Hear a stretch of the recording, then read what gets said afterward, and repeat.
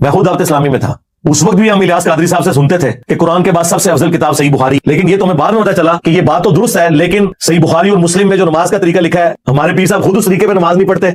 हालांकि उनके जो बड़े पीर है वो पढ़ते थे। कौन? शेख अब्दुल कादिर जिलानी। कहते नहीं वो हमली थे। सरकार अगर आपके वो हज़रत साहब हमली थे तो आप क्यों हनफी हैं?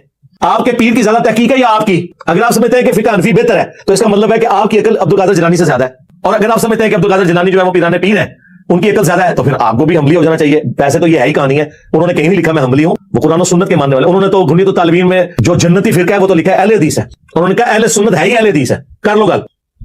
अच्छा, जब ये आप बताएं ना, वो कहते हैं नहीं वो वाविया नहीं, उन्होंने क्या वो अहले हदीस हसी हैं। तो दुनिया में कौन सा बरेलवी है जो अपनी मस्जिद में अहले हदीस लिखता है? कोई नहीं। दूसरी तरफ अहले हदीस का क्या हाल है? जब हम उनको बताते हैं कि मुस्लिम के मुकदमे में इमाम मुस्लिम ने लिखा है कि अहले सुन्नत की हदीसें ली जाएंगी, तो आप अपने आप को सुन्नी क्यों नहीं कहते? वो कहते नहीं सुन्नी है ही हम है, ये बरेलवी देवबंदी तो हनफी है, हम असल सुन्नी है। हम कहते हैं दुनिया में कौन सी अहले हदीस की मस्जिद है जिसमें अहले सुन्नत वल जमात लिखा हो?